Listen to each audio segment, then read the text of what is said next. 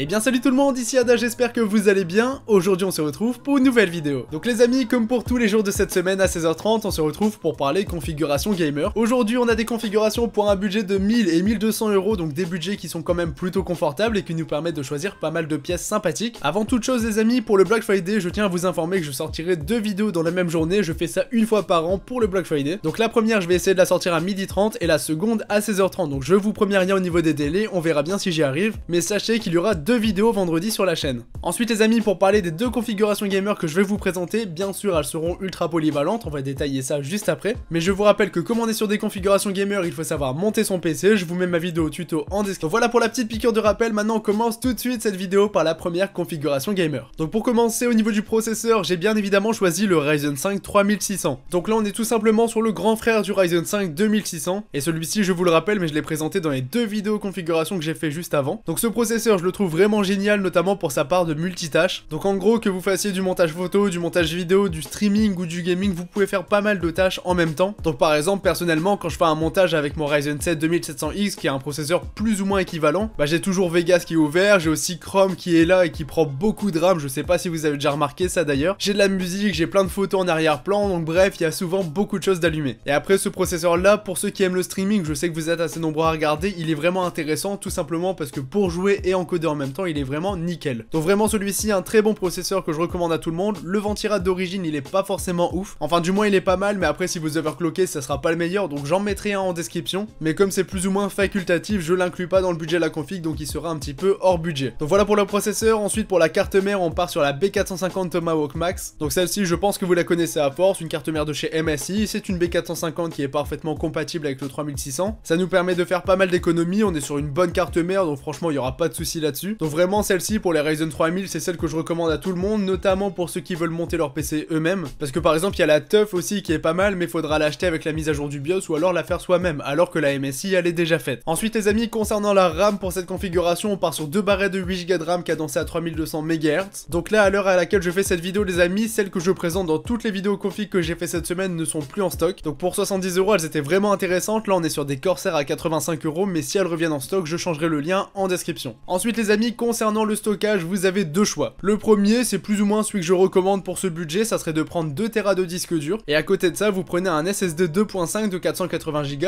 pour installer Windows 10 et les logiciels les plus importants. Mais vous pouvez tout aussi bien prendre 1 Tera de SSD directement, ça coûtera le même prix. Après, comme je vous l'ai dit, personnellement, je préfère avoir les deux. Ensuite, les amis, au niveau de la carte graphique, on part sur la RX 5700, donc une très bonne carte graphique. J'ai quelques estimations de FPS à vous donner. Pour vous donner une idée, cette carte, elle tourne mieux qu'une 2060S, et alors qu'elle coûte vraiment plus cher, donc là, vraiment, au niveau du prix, celle-ci est intéressante. Donc au niveau des estimations, j'ai GTA 5 comme d'habitude, donc en ultra, vraiment tout le jeu en full, il va tourner autour de 110 FPS. Donc du coup, il suffit de le baisser un petit peu pour faire tourner le jeu avec un écran 144 Hz. Concernant Battlefield 5, qui est aussi un jeu très gourmand, bah lui aussi va tourner autour de 110 FPS. Après, c'est des estimations bien sûr, mais 110 FPS c'est pas difficile à atteindre pour ce PC. Et pareil, tout ça, c'est en ultra 1080p. CSGO avec tous les graphismes en full, il va tourner à 250, donc là vous êtes vraiment très large, vous pouvez encore les baisser même s'il n'y a pas forcément d'utilité, autant le mettre en full. PUBG, un jeu qui demande aussi beaucoup de ressources, tournera à 120 FPS en ultra, donc pareil, pour jouer c'est nickel, au top du top. Et pour atteindre les 144, vous connaissez à force, là je vous donne toutes les estimations en ultra, donc c'est vraiment le maximum. Donc il suffit de se mettre en élevé pour déjà gagner 15 FPS, donc ça fait vraiment plaisir. Et pour finir, Fortnite, si vous mettez tout le jeu en épique, tournera à 130-140 FPS, donc pareil, c'est en épique, donc vous baissez un petit peu et vous allez passer les 200. Donc voilà pour les estimations, tout ça c'est de la 1080p, après pour la 1440p, c'est aussi possible de jouer avec ce PC, mais avec ce dernier, je vous conseillerais quand même de rester sur de la 1080p. Pour en finir avec cette configuration gamer les amis, au niveau du boîtier, on en prend un qui est vraiment très joli, c'est le Corsair IQ 220T. Donc un beau boîtier qui à la base coûte 100 €, là il est en promotion à 89, donc c'est toujours cette prix on va dire. Personnellement ce boîtier je le trouve très beau, au niveau de l'airflow il est pas mal, et c'est du Corsair donc c'est une belle finition, les RGB sont bien sûr synchronisables avec les périphériques, donc tout ça fait que ce boîtier il est vraiment nickel. Peut-être un petit peu cher par rapport au budget de la config, si vous voulez baisser un petit peu le budget total vous pouvez en mettre un autre, donc je vous mettrai un petit lien en description bien sûr, mais après celui-ci on va pas se le cacher, il est quand même sympathique. Et pour en finir avec cette configuration les amis, au niveau de la lime on prend une 620 watts certifié Gold Plus, 100% modulaire, comme ça pour le cable management dans ce petit boîtier qui est vraiment magnifique, ça sera nickel.